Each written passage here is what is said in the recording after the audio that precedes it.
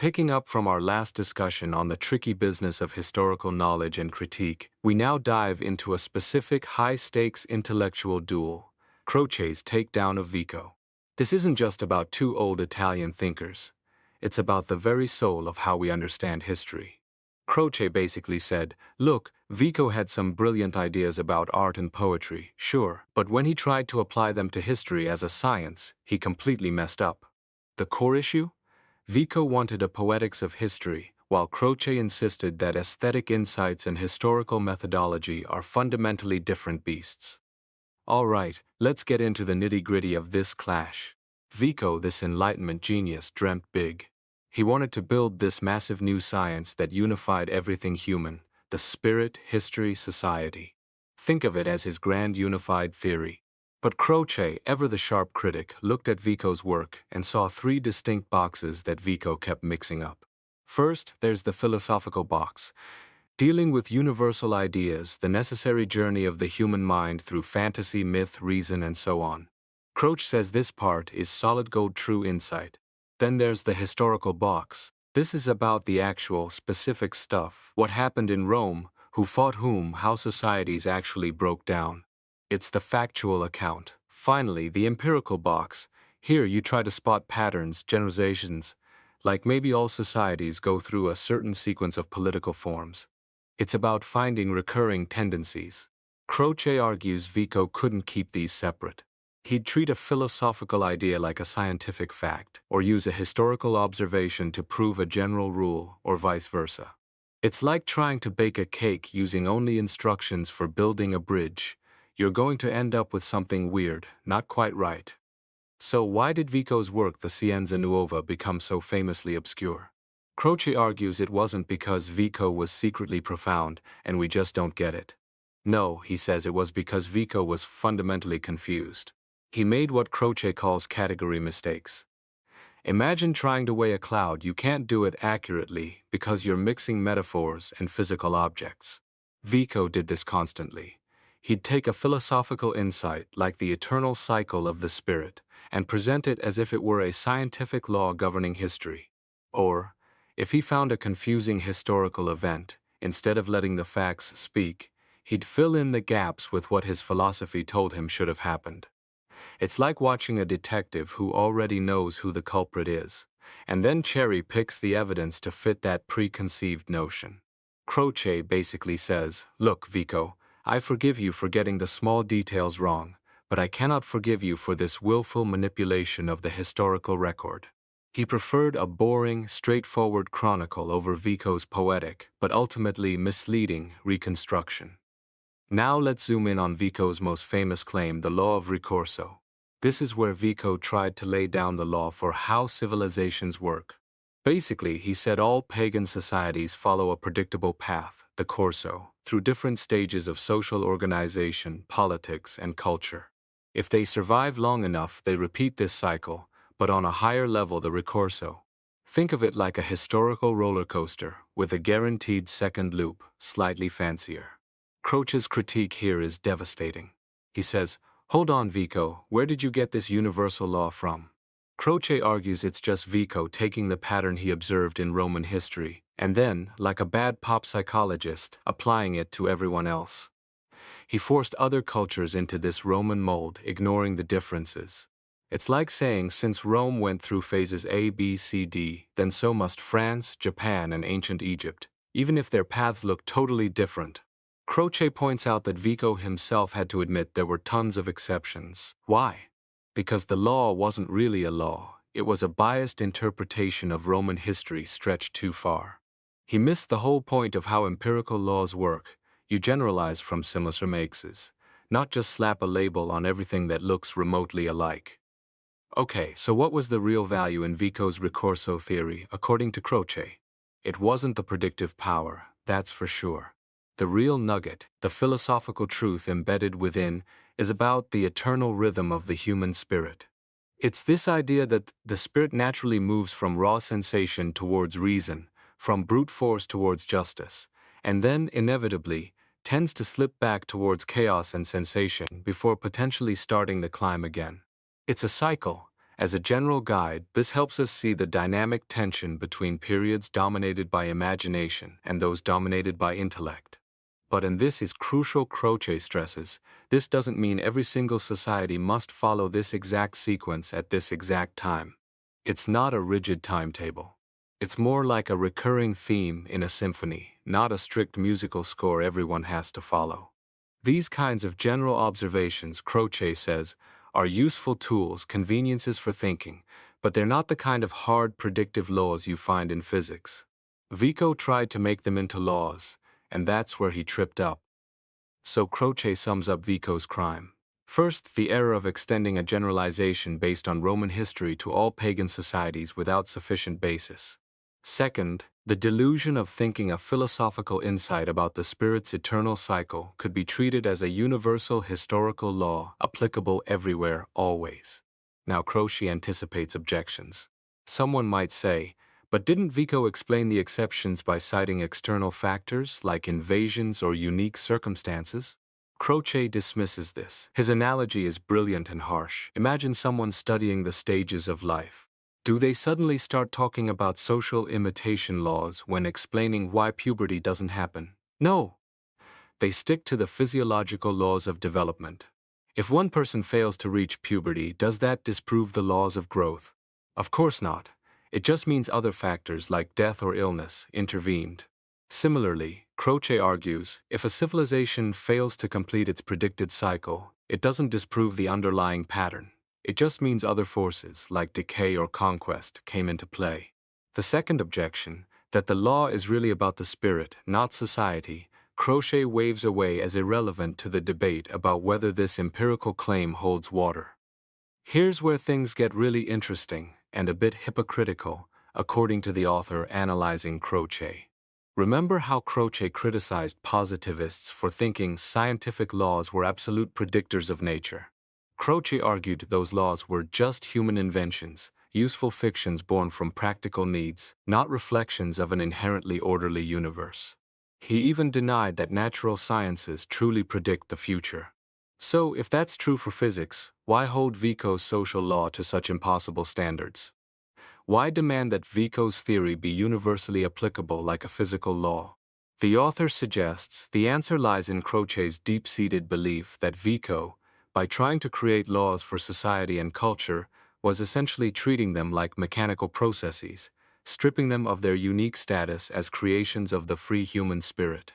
Croce saw this as a dangerous slide towards materialism or naturalism, reducing the richness of human culture to mere cause-and-effect chains. He wanted to keep the spirit separate from deterministic laws. So he applied the strictest possible criteria to Vico's attempt at social science, precisely because he distrusted any such attempt. The author then pushes back against Croce's analogy. Comparing civilizations failing to complete their cycle to individuals dying before puberty isn't quite right. It's not like comparing apples and oranges, it's more like comparing two complex systems. When a civilization fails to finish its course, it's not necessarily invalidating the theory of the course itself. It's more like saying, okay, the theory predicts a car should drive 100 miles, but if it breaks down after 50 miles, we don't throw out the theory of cars. We invoke another theory, the theory of car mechanics or breakdowns, to explain why the prediction failed.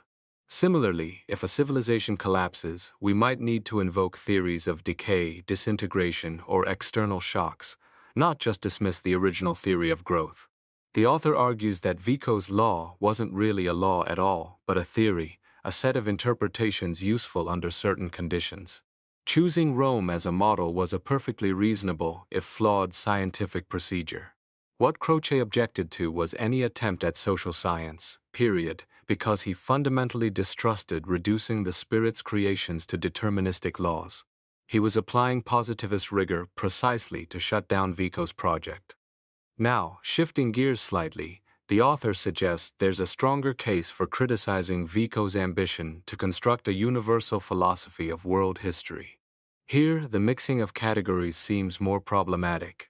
Vico wanted his ricorso model to apply everywhere, but then he made exceptions for Judaism and Christianity, giving them special spiritual properties that supposedly allowed them to continue indefinitely. This internal contradiction, the author implies, reflects a conflict within Vico himself, maybe the Christian believer versus the social scientist. Croce, interestingly, even admitted that finding similarities between historical figures like Homer and Dante was necessary for understanding differences.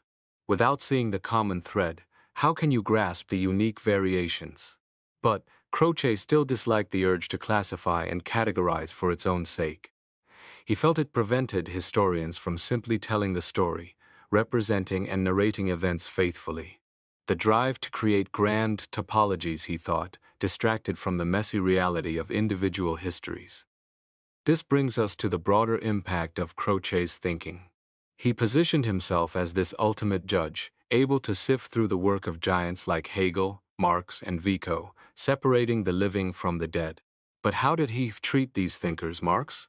Pretty harshly, basically reduced to a footnote reminding historians to think about economics. Hegel?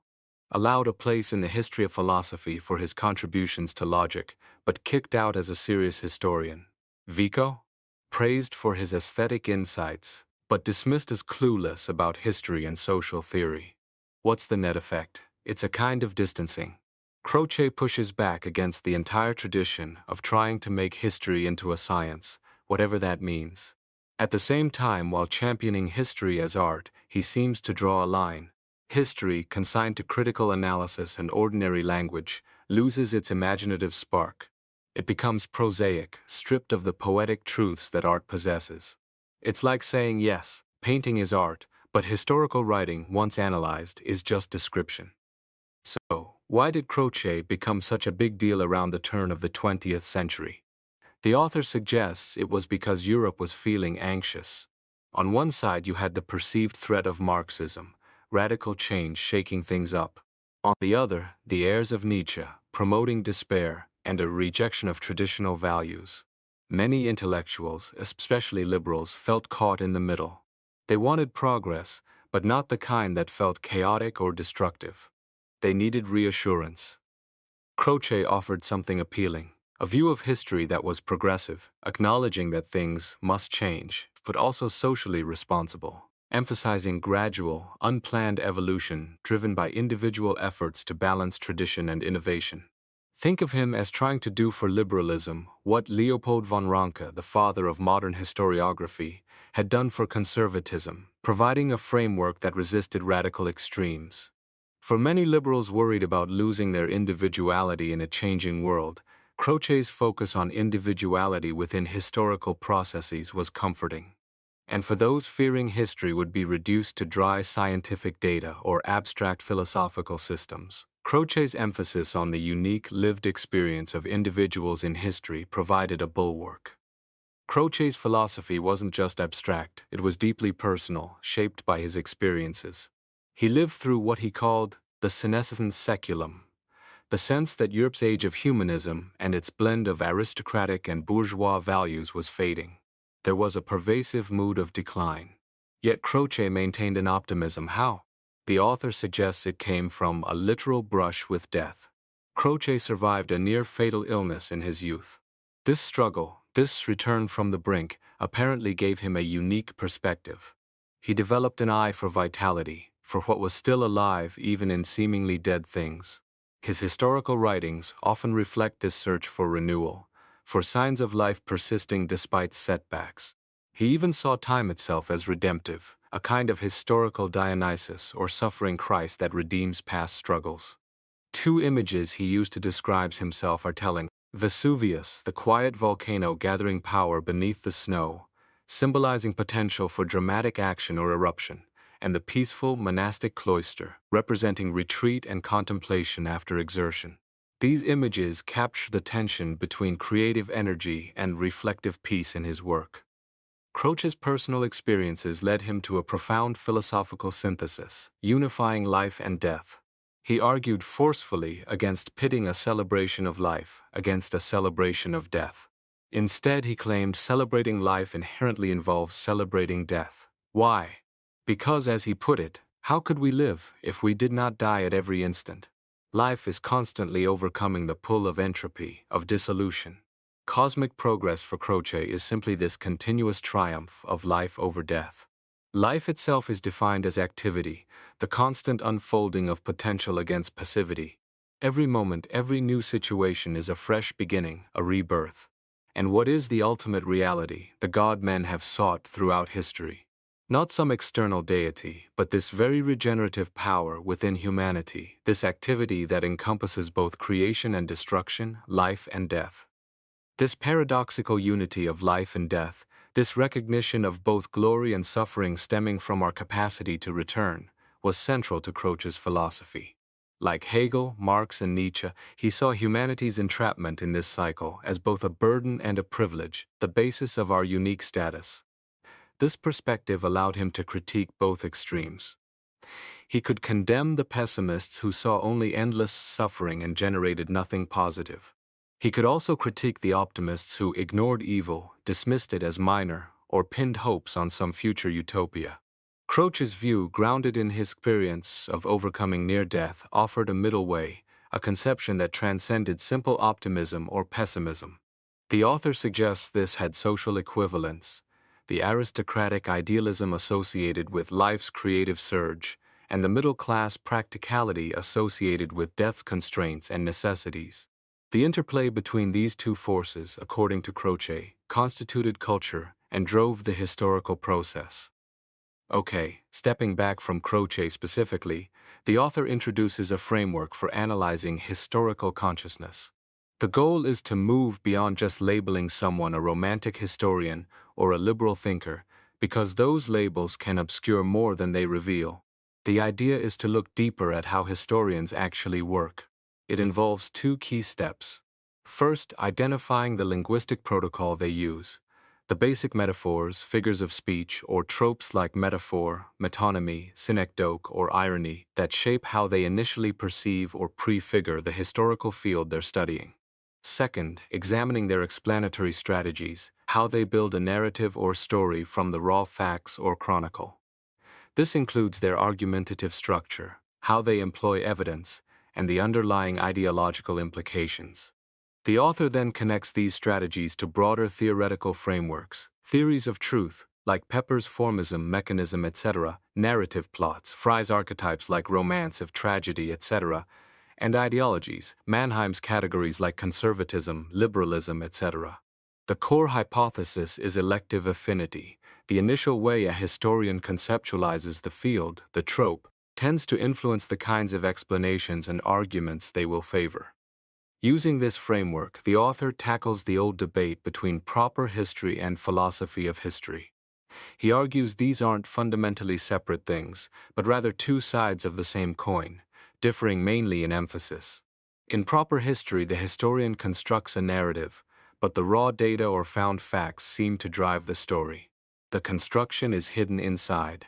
In philosophy of history, the grand conceptual scheme or construct is put front and center, defended systematically, and the historical data are mostly used to illustrate or prove the point. But the author insists they overlap. Every philosophy of history implicitly contains a historical narrative, and every narrative implicitly contains philosophical assumptions. The real difference, he suggests, is in the second-order consciousness of the philosopher of history.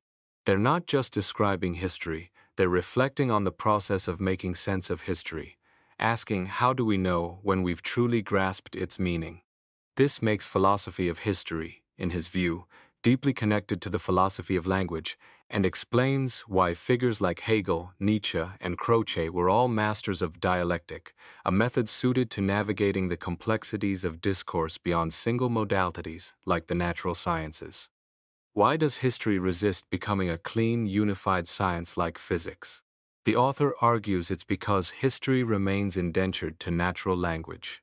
Unlike the sciences, which eventually settled on formal languages like mathematics and logic, historians kept using the flexible, ambiguous tools of everyday speech. This linguistic diversity is both a problem and a source of richness.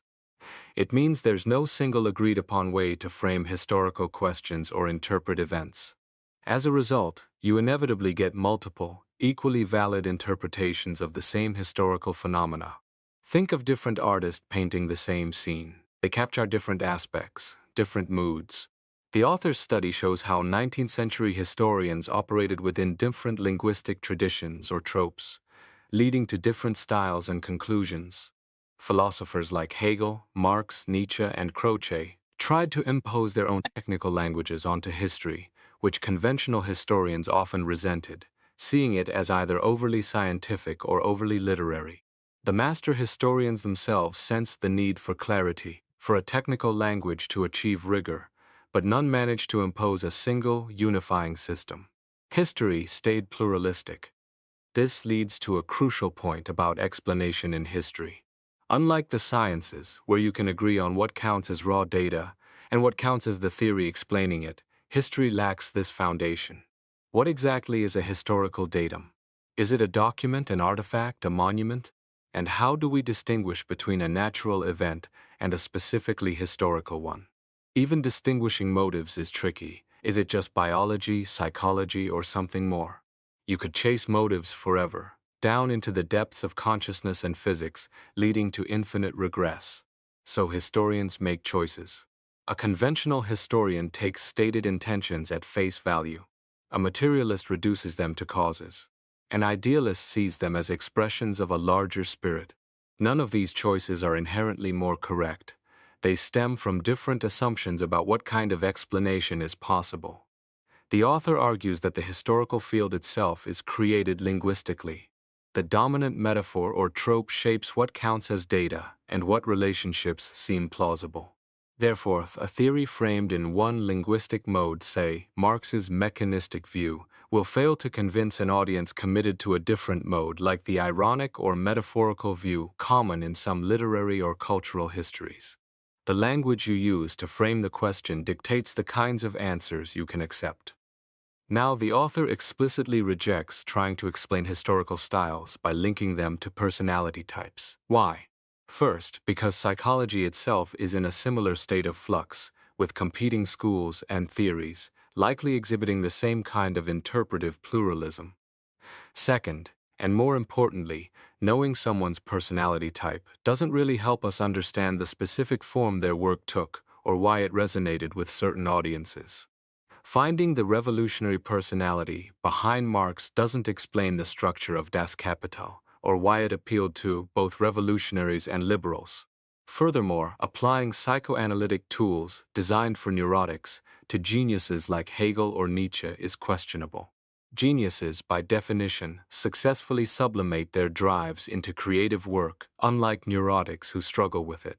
So, the author confines his analysis to the relationship between the manifest level of the historical work, the arguments, evidence, and narrative, and the latent level, the underlying linguistic assumptions and tropes that shape it. This formal approach, he believes, allows for a value-neutral characterization of different interpretive strategies. Looking back at the 19th century, the author sees a kind of full circle. It started with a reaction against the skeptical, ironic view of history prevalent in the late Enlightenment. Thinkers like Hegel, Michelet, Ranke, Tocqueville, Burckhardt, Marx, Nietzsche, and Croce all tried to establish a more realistic, grounded understanding of history as the basis for a science of man and society. But instead of converging, they produced a cacophony of conflicting realisms. Each thinker built a powerful, internally consistent system, armed with impressive erudition, making it hard to definitively dismiss anyone. The popularity of these thinkers waxed and waned with the changing moods and concerns of their publics. You couldn't really say Michelet was definitively proven wrong by Ranke, or Tocqueville by Burckhardt, or Marx by Hegel or Croce. Each offered a compelling vision, a closed system of thought that was largely incommensurable with the others. There wasn't a clear linear progression towards a better understanding. It was more like a competition of styles and perspectives. So, what does all this mean for today?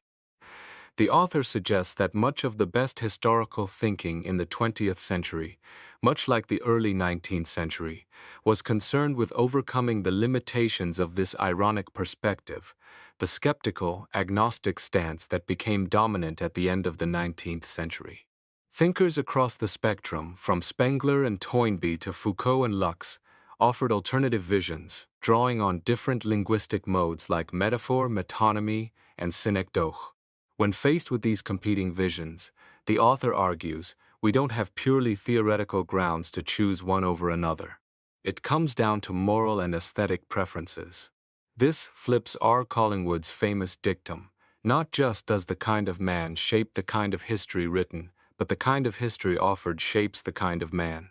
By recognizing that irony is just one possible way to view history, not the only one, we gain freedom.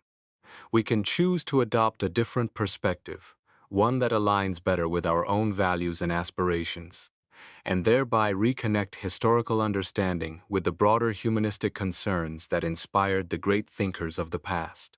That's the legacy and challenge laid out by this analysis.